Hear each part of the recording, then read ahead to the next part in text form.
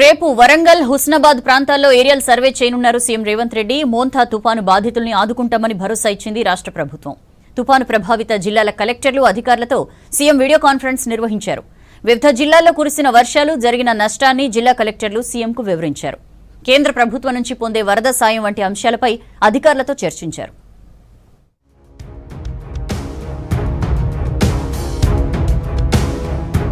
రేపు వరద ప్రభావిత ప్రాంతాల్లో పర్యటించనున్నారు ముఖ్యమంత్రి రేవంత్ రెడ్డి. వరంగల్, హుస్నాబాద్ ప్రాంతాల్లో ఏరియల్ సర్వే చేయనున్నారు.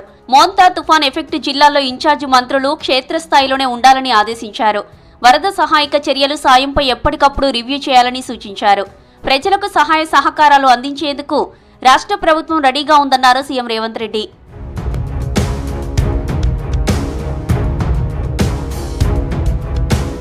రాష్ట్రంలో మోంతా తుఫాన్ ప్రభావం, వర్షాలు, వరద సహాయక చర్యలపై రివ్యూ చేశారు సీఎం రేవంత్. తుఫాన్ ప్రభావిత జిల్లాల కలెక్టర్లు, ఉన్నతాధికారులతో వీడియో కాన్ఫరెన్స్ లో మాట్లాడారు. రాష్ట్రంలోని 16 జిల్లాలపై మోంతా తుఫాన్ ప్రభావం ఉంటుందన్న వాతావరణ శాఖ వార్నింగ్తో ముందస్తు చర్యలు చేపట్టామన్నారు సీఎం. అధికారులు సెలవులు రద్దు చేసి వరద ప్రభావిత ప్రాంతాల్లో పర్యటించేలా చూడాలని జిల్లాల కలెక్టర్లను ఆదేశించారు.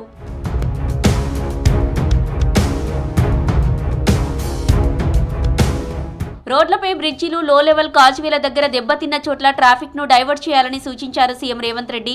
ప్రజలు అవసరమైతే తప్ప రోడ్లపైకి రాకుండా అవగాహన కల్పించాలన్నారు. వరంగల్లో తుఫాన్ ప్రభావం ఎక్కువగా ఉన్న చోట్ల అవసరమైతే హైడ్రా సేవలను వినియోగించుకోవాలన్నారు.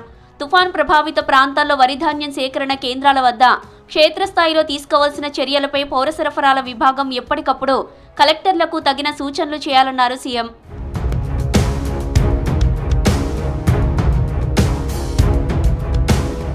తుఫాన్ సహాయక పునరావాస చర్యలకు ఎస్డీఆర్ఎఫ్, టీఆర్ నిధులను వినియోగించుకోవాలని కలెక్టర్లను ఆదేశించారు డిప్యూటీ సీఎం మల్లు భట్టి విక్రమార్క.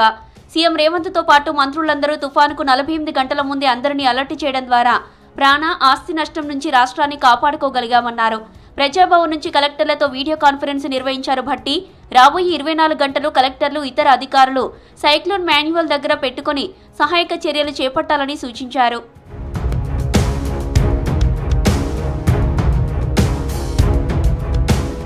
మోంతా తుఫాన్ ప్రభావంతో ప్రాణ నష్టం జరగకుండా రోడ్లు, భవనాల శాఖ పూర్తి అప్రమత్తంగా ఉందన్నారు మంత్రి కోమటిరెడ్డి వెంకటరెడ్డి.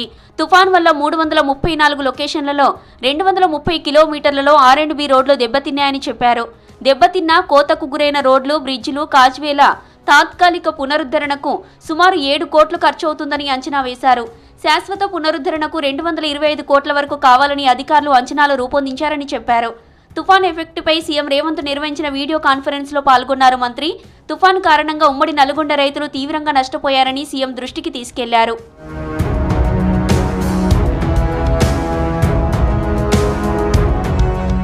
మోంతా తుఫాన్ ప్రభావంతో 4,47,864 ఎకరాల్లో పంట నష్టం జరిగింది. వరంగల్, ఖమ్మం, నల్గొండ జిల్లాల్లో ఎక్కువగా పంట నష్టం జరిగింది. పంట నష్టంపై ప్రాథమిక నివేదికను ప్రకటించారు వ్యవసాయ శాఖ మంత్రి తుమ్మల నాగేశ్వరరావు. తుఫాన్ ప్రభావంతో 12 జిల్లాల్లో 179 మండలాల్లో 2,53,033 మంది రైతులకు చెందిన 4,47,864 ఎకరాల్లో పంట నష్టం జరిగినట్లు ప్రాథమికంగా అధికారులు అంచనా వేశారు. పూర్తి స్థాయిలో సర్వేకు ఆదేశించినట్లు తెలిపారు మంత్రి తుమ్మల.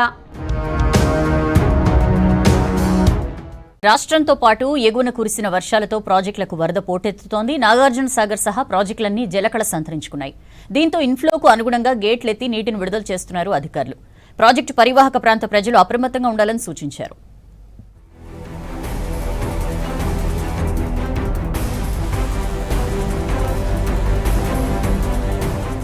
భారీ వర్షాలతో రాష్ట్రంలో ప్రాజెక్టులు నిండుకుండల్లా మారాయి. ప్రధాన ప్రాజెక్టులన్నీ జలకళ సంతరించుకున్నాయి. నల్గొండ జిల్లా నాగార్జున సాగర్ కు భారీగా వరద వస్తోంది. ఎడతెరిపి లేకుండా కురిసిన వర్షాలతో వరద పోటెత్తుతోంది. శ్రీశైలం నుంచి 3 లక్షలకు పైగా ఇన్ఫ్లో సాగర్లోకి వస్తోంది. దీంతో 20 గేట్లు ఎత్తి 2,72,000 క్యూసెక్కుల నీటిని దిగువకు వదులుతున్నారు అధికారులు.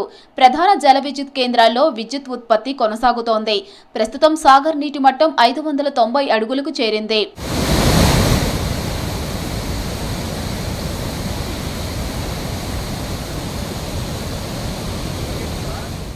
సూర్యాపేట జిల్లాలో మూసీ ఉధృతంగా ప్రవహిస్తోంది. హైదరాబాద్ నుంచి మూసీకి భారీగా వరద వస్తుంది. దీంతో కేతపల్లి మండలం భీమారం బ్రిడ్జిపై నుంచి వరద నీరు ప్రవహిస్తుంది.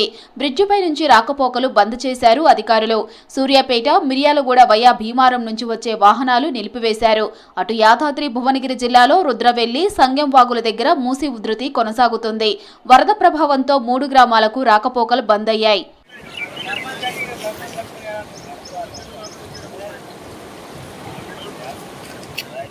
ఉత్తర తెలంగాణ వరప్రదాయని పెద్దపల్లి జిల్లాలోని ఎల్లంపల్లి ప్రాజెక్టుకు వరద పోటెత్తుతోంది. ఎగువన వర్షాలతో పాటు ఎస్ఆర్ఎస్పీ కడెం ప్రాజెక్టు గేట్లు ఎత్తడంతో ఎల్లంపల్లి భారీగా వరద వస్తుంది. ఇన్ఫ్లో 1,81,265 క్యూసెక్కులు వస్తోంది. దీంతో 23 గేట్లు ఎత్తి 2,44,000 క్యూసెక్కుల నీటిని దిగువకు విడుదల చేస్తున్నారు అధికారులు.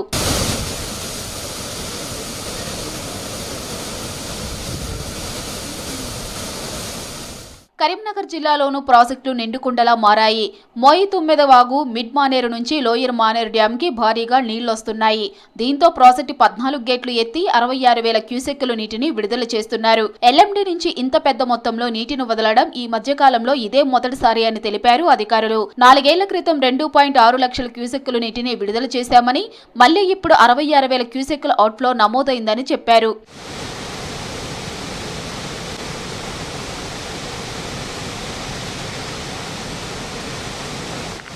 నిర్మల్ జిల్లా కడెం ప్రాజెక్టులోకి భారీగా వరద వచ్చి చేరుతోంది. ప్రాజెక్టుకు ఇన్ఫ్లో 16,818 క్యూసెక్కులుగా రికార్డైంది. పూర్తిస్థాయి నీటి మట్టం 700 అడుగులకు ప్రస్తుతం 699 అడుగులు ఉంది. పూర్తి నీటి నిల్వ సామర్థ్యం 4.6 టీఎంసీలకు ప్రస్తుతం నీటి నిల్వ 4.5 టీఎంసీలుగా రికార్డైంది. ఏ క్షణమైనా గేట్లు ఎత్తే అవకాశం ఉండటంతో లోతట్టు ప్రాంత ప్రజలు అప్రమత్తంగా ఉండాలని ప్రజలను కోరుతున్నారు అధికారులు.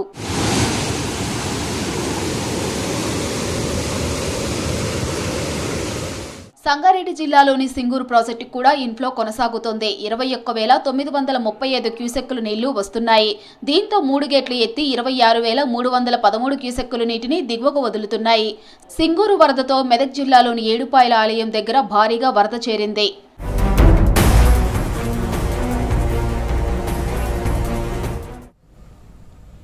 మోంతా తుపాను రాష్ట్రానికి భారీ నష్టాన్ని మిగిల్చింది. తుపాను ప్రభావంతో సిటీ సహా పలు జిల్లాల్లో ఈదురుగాలులతో కూడిన భారీ వర్షాలు కురిశాయి. దీంతో పంట, ఆస్తి నష్టంతో పాటు ప్రాణ నష్టం కూడా జరిగింది.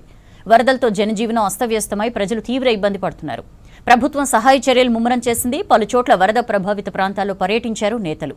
వరదలతో నష్టపోయిన వారిని ఆదుకుంటామని, ఎవ్వరూ ఆందోళన చెందొద్దని భరోసా ఇచ్చారు.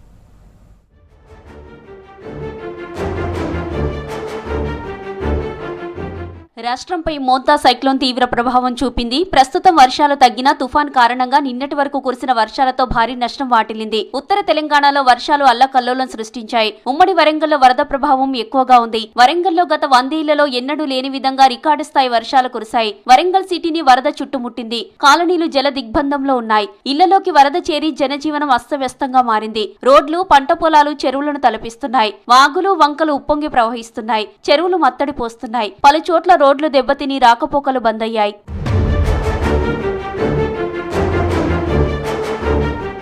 వరంగల్లో వర్షాలకు ఆస్తి, పంట నష్టంతో పాటు ప్రాణ నష్టం కూడా జరిగింది. హనుమకొండ టీవీ టవర్ కాలనీలో రిటైర్డ్ ఎంప్లాయ్ పాక శ్రీనివాస్ బయటకు వెళ్లేందుకు ఇంటి నుంచి వచ్చి ప్రమాదవశాత్తు నీటిలో పడి కొట్టుకుపోయి ప్రాణాలు కోల్పోయాడు. మరోవైపు వర్షానికి వడ్డపల్లి చెరువు, ఊర చెరువు కట్టలు తెగడంతో కాపువాడ నీట మునిగింది. పోలీసులు తాళ్ల సాయంతో కాలనీవాసులను కాపాడారు. అటు హంటర్ రోడ్ లో సోషల్ వెల్ఫేర్ హాస్టల్ నీట మునిగింది. 470 మంది విద్యార్థులు హాస్టల్లోనే చిక్కుకోగా వారందరినీ బయటకు తీసుకొచ్చింది డిజాస్టర్ టీం. వరంగల్ వరద ముంపు ప్రాంతాల్లో పర్యటించారు మంత్రి కొండా సురేఖ. రానున్న రోజుల్లో ఇలాంటి పరిస్థితులు రాకుండా చర్యలు తీసుకుంటామన్నారు సురేఖ.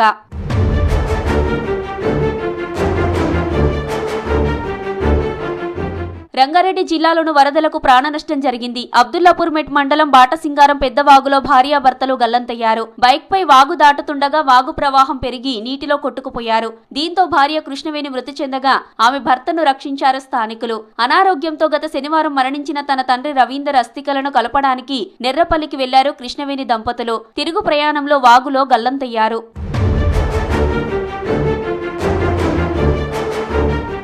ఉమ్మడి ఖమ్మం జిల్లాలోని వర్షాలు బీభత్సం సృష్టించాయి. నిన్న కొనిచెర్ల మండలం అంజనాపురం గ్రామ సమీపంలోని నిమ్మవాగులో డీసీఎంతో పాటు గల్లంతైన వ్యక్తి ఆచూకీ ఇంకా దొరకలేదు. మరోవైపు భారీ వర్షాలతో మున్నేరు నది ఉప్పొంగింది. దీంతో పరివాహక ప్రాంతాలు నీట మునిగాయి. వారిని సురక్షిత ప్రాంతాలకు తరలించారు అధికారులు. జిల్లాల వరద పరిస్థితులను పరిశీలించారు మంత్రి తుమ్మల నాగేశ్వరరావు. ముందుగానే లోతట్టు ప్రాంతాలను ఖాళీ చేయించడంతో ప్రాణ నష్టం తప్పిందన్నారు. పంట నష్టంకు సంబంధించి పూర్తి డీటెయిల్స్ సేకరించి పరిహారం అందిస్తామని, రైతులను ఆదుకుంటామని హామీ ఇచ్చారు.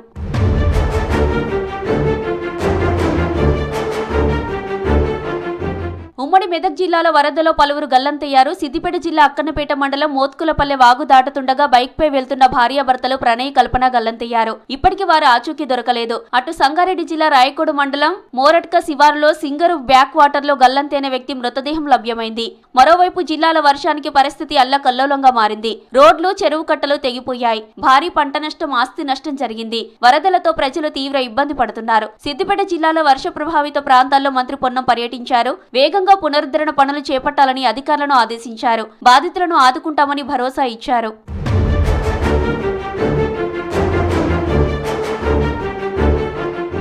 అటు కరీంనగర్, పెద్దపల్లి జిల్లాలోని అకాల వర్షాలు తీవ్ర నష్టాన్ని మిగిల్చాయి. కరీంనగర్ లో వరద ప్రవాహం కొనసాగుతోంది. చెరువులు, వాగులు ఉప్పొంగి ప్రవహిస్తున్నాయి. ఉదయం గన్నేరువరం మండల కేంద్రంలోని పెద్ద చెరువులో బీహార్ కు చెందిన యువకుడు గల్లంతవగా తాళ్ల సాయంతో రక్షించారు స్థానికులు. మరోవైపు వరద నష్టంపై జిల్లా కలెక్టర్ పమేలా సత్పతి సమీక్ష చేశారు. వర్షాలతో జిల్లాలో 8 పశువులు మృతి చెందినట్లు అధికారుల నివేదిక అందిందని చెప్పారు. వరద నష్టంపై సమగ్ర రిపోర్టు తయారు చేయాలని, ఇకపై పంట, ప్రాణ నష్టం జరగకుండా చూడాలని అధికారులను ఆదేశించారు. అటు నాగర్ కర్నూలు జిల్లా వంగూరు మండలం లతీపూర్ దగ్గర 2 గొర్రెల కాపరులు వరదలో చిక్కుకోగా పోలీసులు వారిని సురక్షితంగా ఒడ్డుకు చేర్చారు.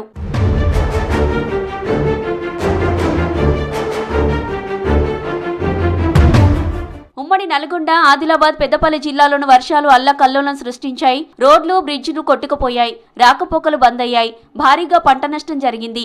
అయితే వరద బాధితులు ఆందోళన చెందవద్దని, ఆదుకుంటామని భరోసా ఇచ్చింది సర్కార్. అజరుద్దీన్ కు మంత్రి పదవి ఇస్తుంటే బీఆర్ఎస్, బీజేపీ కుట్రలు చేస్తూ అడ్డుకునే ప్రయత్నం చేస్తున్నాయని ఆరోపించారు మంత్రులు. జూబ్లీహిల్స్ ఉప ఎన్నికలో కాంగ్రెస్ అభ్యర్థి గెలుపుతోనే అభివృద్ధి సాధ్యమన్నారు. రాష్ట్రంలోని గంగపుత్రులకు ప్రభుత్వం అండగా ఉందన్నారు. జూబ్లీహిల్స్ లో రేపు నిర్వహించబోయే CM Revanth road show, corner meetings ను విజయవంతం చేయాలని పార్టీ శ్రేణుల్ని ఆదేశించారు. రేపు మంత్రిగా ప్రమాణ స్వీకారం చేయనున్నారు అజారుద్దీన్. రాజ్భవన్ లో రేపు మధ్యాహ్నం 12:15 మంత్రిగా అజారుద్దీన్ తో ప్రమాణ స్వీకారం చేయించనున్నారు గవర్నర్. ఈ మధ్యే అజారుద్దీన్ ను ఎమ్మెల్సీగా ప్రకటించింది కాంగ్రెస్ ప్రభుత్వం.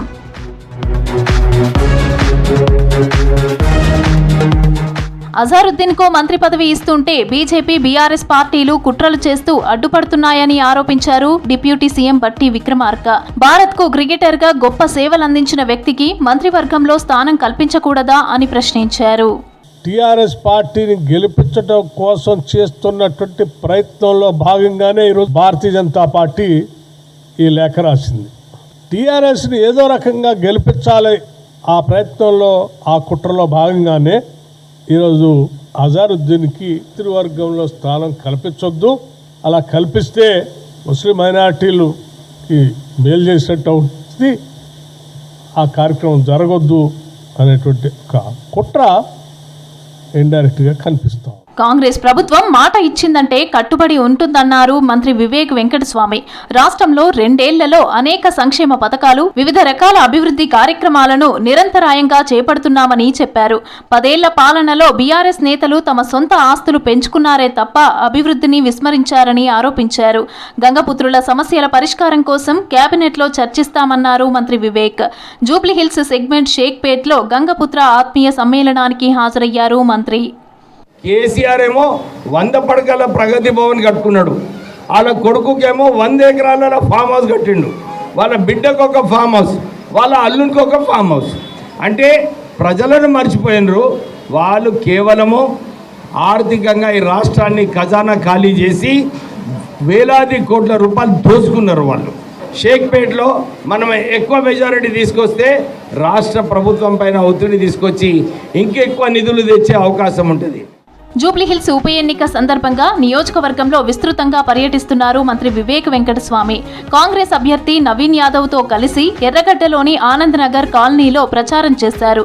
ప్రచారంలో కాంగ్రెస్ నాయకులు, కార్యకర్తలు పెద్ద సంఖ్యలో పాల్గొన్నారు.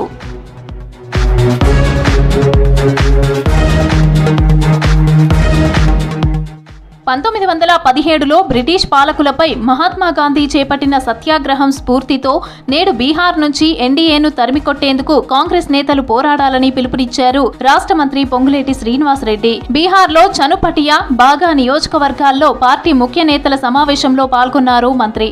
మహాగఠబంధన్ కూటమికి అద్భుతమైన ప్రజా మద్దతు లభిస్తోందని చెప్పారు పొంగులేటి. 11 तारीख को हमारा कैंडिडेट का ईवीएम का नंबर एक ही है, नंबर 1 है. आपका पूरा वोट डालने ऐसे हमारा पार्टी बिहार में पार्टी पावर में आता और एक बार पूरा को आशीर्वाद को देने को. జూబ్లీహిల్స్ లో రేపు నిర్వహించబోయే CM Revanth road show, corner meetings ను విజయవంతం చేయాలన్నారు మంత్రి తుమ్మల నాగేశ్వరరావు. భద్రతా సిబ్బందితో సమన్వయం చేసుకుని సభాస్థలం, రోడ్ షో మార్గంలో పటిష్టమైన బందోబస్తు చర్యలు తీసుకోవాలని నేతలకు దిశానిర్దేశం చేశారు. రోడ్ షో, కార్నర్ మీటింగ్స్ ఏర్పాట్లపై మంత్రి వాకిటి శ్రీహరి స్థానిక నేతలతో కలిసి సమీక్ష చేశారు మంత్రి. సీఎం సందేశాన్ని ప్రజల్లోకి బలంగా తీసుకెళ్లాలని సూచించారు. బీహార్ అసెంబ్లీ ఎన్నికల్లో గెలిపే లక్ష్యంగా అధికార విపక్ష పార్టీలు ప్రచారం చేస్తున్నాయి. ఓట్ల కోసమే కాంగ్రెస్, ఆర్జేడీ ఒకటయ్యాయన్నారు ప్రధాని మోదీ. 20 ఏళ్లుగా సీఎం నితీష్ ప్రభుత్వంపై ఎలాంటి అవినీతి మరక లేదన్నారు. ఎన్డీఏ పాలనలో ప్రతి రంగంలో అవినీతి పేరుకుపోయిందని విమర్శించారు ఎల్ఓపీ రాహుల్ గాంధీ. ఆపరేషన్ సింధూర్లో ట్రంప్ ప్రమేయం లేదని చెప్పే ధైర్యం మోదీకి లేదన్నారు కాంగ్రెస్ నేతలు.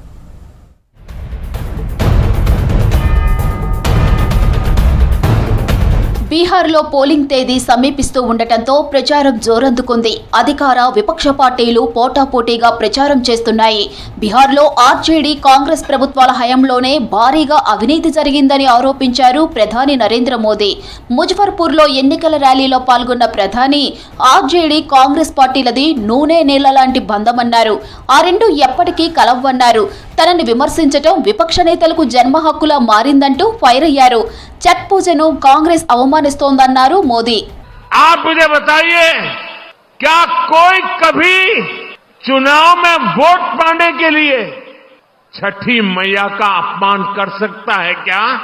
उनके लिए तो छठी मैया की पूजा एक ड्रामा है, नौटंकी है. आप उनकी बातों से सहमत है क्या? ऐसे लोगों को सजा दोगे कि नहीं दोगे? బీహార్లో 20 ఏళ్లుగా సీఎం నితీష్ ప్రభుత్వంపై ఎలాంటి అవినీతి మరకలేదన్నారు కేంద్ర మంత్రి అమిత్ షా. మోదీ, నితీష్ ఆధ్వర్యంలో పారదర్శక పాలన అందిస్తున్నట్లు చెప్పారు. అసెంబ్లీ ఎన్నికల ప్రచారంలో పాల్గొన్న షా ప్రజలు చెల్లించే ప్రతి పైసా పేదలకు చేరవేస్తున్నట్లు తెలిపారు. ఆర్జేడీ, కాంగ్రెస్ ఫ్యామిలీ పాలిటిక్స్ ను ప్రజలు నమ్మడం లేదన్నారు అమిత్ షా. भाइयों बहनों, 6 नवंबर को मतदान है. आप ये समझकर वोट दीजिएगा, आपका एक एक वोट नीतीश जी और मोदी जी के नेतृत्व में विकसित बिहार बनाने के लिए वोट है. विकसित बिहार, जंगल राज को रोकने वाला वोट है. దేశంలో ఎన్డీఏ సర్కార్ ఎక్కడ ఉంటే అక్కడ అభివృద్ధి జరుగుతుందన్నారు కేంద్ర మంత్రి జేపీ నడ్డా. 20 ఏళ్లుగా సీఎం నితీష్ కుమార్ నేతృత్వంలో బీహార్ ప్రగతి పథంలో పయనిస్తోందని చెప్పారు. నలందలో ఎలక్షన్ ర్యాలీలో పాల్గొన్నారు. ఇప్పుడిప్పుడే పేదరికం నుంచి బయటపడుతున్న బీహార్లో మళ్లీ ఎన్డీఏ సర్కార్ ఏర్పడాలన్నారు నడ్డా. अब पिछले 20 साल की आप बात कीजिए तो नीतीश कुमार जी के नेतृत्व में और मोदी जी के आशीर्वाद से बिहार ने फिर से विकास की गति को पकड़ा, रफ्तार को पकड़ा और विकास की ओर चल पड़ा. ये बिहार, यह चुनाव बिहार की विकास की गति को बनाए रखने का चुनाव है. इसको हमको समझना चाहिए. ఎన్డీఏ పాలనలో బీహార్ పూర్తిగా అవినీతిలో కూరుకుపోయిందన్నారు లోక్సభ విపక్ష నేత రాహుల్ గాంధీ. నితీష్ అసమర్థ పాలనలో వైద్యం కోసం హాస్పిటల్స్ కు వెళ్లే ప్రజలు శవాలుగా తిరిగి వస్తున్నారని ఆవేదన వ్యక్తం చేశారు. బీజేపీ, ఆర్ఎస్ఎస్ చేతిలో సీఎం నితీష్ ప్రభుత్వం కీలుబొమ్మగా మారిందన్నారు. ఛట్ పూజ పేరుతో పీఎం మోదీ ప్రజలను మోసం చేశారని ఫైర్ అయ్యారు. యమునా నదిలో స్నానం చేయకుండా పైప్ లైన్తో నీళ్లు నింపిన ఓ కుంటలో స్నానం చేయడాన్ని తీవ్రంగా తప్పుపట్టారు. ఎన్డీఏ सरकार केवल अदानी अंबानी कोसमे पनिचेस्तुंदन्नारू राहुल गांधी. बिहार के अस्पतालों में लोग जीने नहीं जाते हैं, मरने जाते हैं। ये है आपकी सरकार की सच्चाई। और दूसरी तरफ नरेंद्र मोदी खड़े हैं, जिनके हाथ में नीतीश जी का रिमोट कंट्रोल है। जौन सा बटन दबाया नरेंद्र मोदी ने, वही चैनल नीतीश जी चालू कर देंगे। जो भी बुलवाना होगा वो करवा देंगे, जो भी करवाना होगा वो करवा देंगे। యుఎస్ ప్రెసిడెంట్ ట్రంప్ కు ప్రధాని మోదీ భయపడుతున్నారన్నారు ఎల్ఓపి రాహుల్ గాంధీ. ఆపరేషన్ సింధూర్ను తానే ఆపానంటున్న ట్రంప్ కామెంట్లపై మోదీ ఎందుకు స్పందించడం లేదని ప్రశ్నించారు. ఆపరేషన్ సింధూర్లో ట్రంప్ ప్రమేయం లేదని చెప్పే ధైర్యం మోదీకి లేదన్నారు. 1971లో అప్పటి భారత ప్రధాని ఇందిరాగాంధీ అమెరికాను ఎదుర్కొని ధీటుగా నిలబడ్డారని చెప్పారు రాహుల్ గాంధీ. नरेंद्र मोदी जी डरपोक हैं, मैं आपको बता रहा हूं। ना वो अमेरिका के राष्ट्रपति के सामने खड़े हो सकते हैं, ये सच्चाई है। मैं चैलेंज देता हूं कि नरेंद्र मोदी में अगर दम है तो बिहार में मीटिंग कर रहे हैं, किसी भी मीटिंग में कह दें कि अमेरिका का राष्ट्रपति झूठ बोल रहा है, मैं इसके सामने नहीं झुका, मैंने ऑपरेशन सिंदूर नहीं रुकवाया। సీఎం నితీష్ కుమార్ ప్రభుత్వంలో ప్రతి విభాగం అవినీతిలో కూరుకుపోయిందన్నారు ఆర్జేడీ నేత తేజస్వి యాదవ్. ఏ డిపార్ట్మెంట్కు వెళ్లినా లంచాలు ఇవ్వనిదే పని జరగడం లేదన్నారు. శ్రీజన్ స్కామ్లో 70,000 కోట్ల కుంభకోణం జరిగిందని ఆరోపించారు. బీజేపీ జేడీయూ నేతలు కలిసి బీహారును పూర్తిగా నాశనం చేశారన్నారు తేజస్వి యాదవ్. जो सीएजी के रिपोर्ट में 70,000 करोड़ से भी ज़्यादा घोटाला का जो हुआ है, जो हिसाब किताब नहीं है, बिहार की जनता इन लोगों को सबक सिखाएगी। आज ब्लॉक चले जाइए, थाने चले जाइए, बिना घूस दिए हुए कोई काम नहीं होता। अफसरशाही इतनी हावी हो चुकी है कि जनप्रतिनिधियों का सम्मान नहीं हो रहा, उनकी बात नहीं सुनी जा रही है। బీహార్లో 243 అసెంబ్లీ స్థానాలకు 2 విడతల్లో పోలింగ్ జరగనుంది. ఫస్ట్ ఫేజ్ పోలింగ్ నవంబర్ 6న, సెకండ్ ఫేజ్ పోలింగ్ నవంబర్ 11న నిర్వహించనుంది ఎన్నికల సంఘం.